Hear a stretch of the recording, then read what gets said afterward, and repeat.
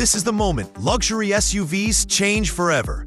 Genesis is going off-road, and it's coming for the Range Rover, Mercedes G-Class, and Land Cruiser crowd with a vengeance.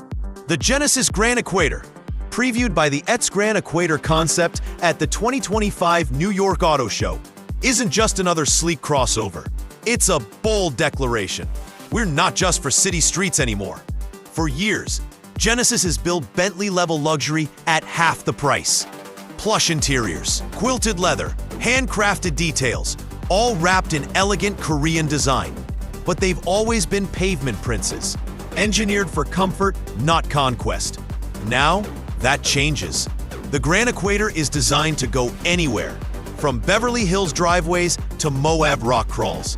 It has massive fenders, high ground clearance, knobby tires, and a boxy upright stance that screams capability.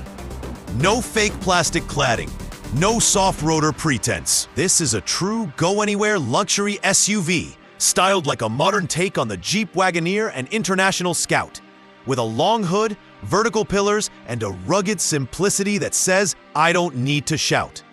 And while it's still a concept for now, everything about it suggests a production model is coming, likely as an all-electric or extended-range EV, possibly with a twin-turbo V6 or even a high-performance Magma variant. At an estimated $100,000, it will undercut the Range Rover and G-Class while offering equal, maybe greater, presence. So what does this mean for the luxury SUV world? And can a brand known for quiet refinement really compete with legends of the trail? Let's break it down, because the Genesis Gran Equator might be the most disruptive luxury SUV since the original Range Rover. Look at the X Gran Equator concept. It doesn't look like a typical Genesis. There's no crest grille drama, no flowing curves, no hidden door handles. Instead, it's simple, bold, and purposeful, a departure from the brand's usual elegance, but a necessary one. The front end is upright, with a flat grille, round LED headlights, and a prominent skid plate. Clear signals that this SUV means business. The fenders are massively flared, with narrow lip extensions that add width without looking cartoonish. The ground clearance is visibly high, and the knobby all-terrain tires are mounted on rugged-looking wheels. Not shiny alloys meant for showrooms. The roof is flat, ready for a roof rack or rooftop tent. The rear features vertical taillights and a swing-out spare tire, a detail straight out of Jeep and Land Rover history. But this isn't retro. It's modern minimalism, a clean, uncluttered design language that whispers capability instead of screaming it. Unlike so many SUVs that slap on plastic cladding to pretend they're off-road ready, the Gran Equator looks like it could handle it because it's built to. The profile is long and commanding, with a long hood and upright D-pillars, a silhouette that echoes the 1970s International Scout and 1980s Jeep Wagoneer, two icons of American adventure. This isn't accidental. Genesis is tapping into a deep cultural memory, the idea of the luxury SUV as a tool for exploration, not just status. And inside, the concept shows a radical departure. A big column-mounted shifter, round analog gauges, and no massive touchscreen in sight. It's a deliberate move away from digital overload, a return to tactile, intuitive controls for drivers who want to focus on the road ahead, not a menu screen. This isn't just design, it's philosophy. That true luxury isn't just comfort, it's confidence. Genesis hasn't confirmed the powertrain for the Gran Equator, but we know their strategy. Like parent company Hyundai, Genesis is betting on diversification, not pure electrification. That means the production Gran Equator will likely come with multiple powertrain options. All-electric, using Hyundai's eGMP platform or next-gen architecture, extended range electric, EREV, like the Ram Charger, for long-distance off-grid travel, internal combustion, possibly the 3.5-liter twin-turbo V6 from the GV80 and G80, tuned for torque and durability. Hybrid variants, combining efficiency with power. Why this matters? most luxury off-roaders today are gas-only. The Range Rover, G-Class, and Land Cruiser still rely on V8s and V6s, with limited EV options. Tesla's Cybertruck and Rivian R1S are electric, but they're not traditional luxury vehicles. The Gran Equator could be the first true luxury off-roader with full powertrain choice, letting buyers pick what fits their lifestyle. Need max range for remote adventures? Go extended range EV. Want zero emissions and instant torque? Choose battery electric. Prefer the sound and feel of a twin-turbo V6? Genesis will have you covered. And given the launch of Magma, Genesis's new performance sub-brand, a high-output version is almost guaranteed. Think orange paint, aggressive body kit, and a supercharged V8 or dual-motor AWD system to rival the Range Rover Sport SV. The platform will likely be body-on-frame or a hybrid unibody frame structure, essential for serious off-roading. Independent suspension, locking diffs, low-range gearing, and advanced traction control will be standard. This isn't a crossover with off-road modes. It's a real SUV, built to survive where others wouldn't dare go. Inside the X Gran Equator concept, Genesis ditches its usual opulence for functional sophistication. No 30-inch curved screens, no voice-controlled ambient lighting forests. Instead, there's a large column shifter, a nostalgic nod to classic American trucks like the Chevrolet Suburban, and simple, round analog gauges that prioritize readability over flash. The center stack is clean, with physical buttons for climate and drive modes, crucial when wearing gloves or driving in mud. The seats are still premium, quilted leather, heated, cooled, massaged, but with more bolstering for off-road use. The materials? Expect sustainable leathers, recycled metals, and durable fabrics. Luxury that doesn't crumble when you're miles from pavement. The panoramic roof opens wide, perfect for stargazing after a day of trail riding. And unlike current Genesis models, there's no massive infotainment screen dominating the dash. A bold move that prioritizes driver focus over tech overload. This doesn't mean no tech. Expect Android Automotive, wireless CarPlay, and a head-up display. But it won't be the star of the show.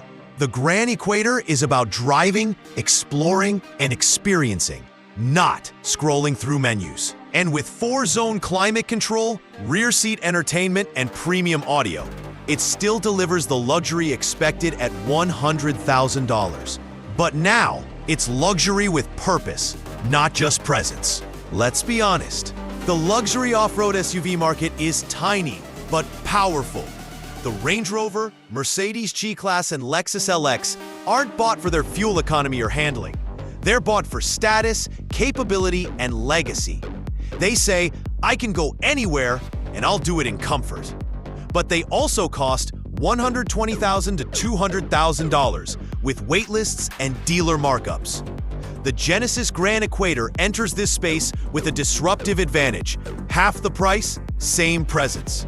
At $100,000, it undercuts a base Range Rover by $20K plus and a G-Class by $50K plus, while offering similar size, style, and likely better standard features. And unlike the G-Class, which looks the same as it did in 1979, the Gran Equator feels modern, relevant, and capable. It's not resting on heritage. It's building its own. Genesis already has credibility in luxury. Their GV80 and GV90 are critically acclaimed for ride quality, noise isolation, and interior craftsmanship. Now, they're adding adventure to the mix. And for younger, tech-savvy buyers who want luxury and capability, not just Instagrammable badges, the Gran Equator could be the perfect fit. It's not trying to replace the G-Wagon. It's trying to redefine what a luxury SUV can be. Accessible, versatile, and genuinely capable. The Gran Equator isn't just a new SUV. It's a strategic pivot for Genesis. Until now, they've competed with BMW, Audi, and Lexus in the sedan and urban SUV space. The Gran Equator moves them into Land Rover, Mercedes, and Toyota territory. Brands defined by adventure, durability, and global reach. This is a huge risk, Off-road engineering is hard. Brand loyalty in this segment is fierce. But Genesis has advantages. Hyundai's R&D resources, proven in the Santa Cruz Palisade. And Ioniq 5, proven luxury execution. Interiors that rival Bentley and Rolls-Royce. Agility. As a younger brand, they can innovate faster than legacy automakers. Price. Undercutting rivals without sacrificing quality. And let's not forget, Hyundai already builds rugged vehicles. The Santa Cruz is a lifestyle truck. The Palisade is a family tank. And the Kia Telluride dominates J.D. Power Awards. The tech is there. The capability is possible. The only question is execution. If the production Gran Equator delivers on the concept's promise, rugged design, multiple powertrains, true off-road hardware, and Genesis-level luxury, it could become the most compelling luxury SUV of the next decade. So, is the Genesis Gran Equator real? Will it actually go off-road? Can it beat the Range Rover? Based on what we know, yes, and maybe. This isn't just a concept car fantasy. It's a clear signal of intent from a brand ready to grow up. The Gran Equator proves Genesis isn't content being the quiet luxury alternative. They want to be the complete luxury experience, city and trail, comfort and conquest.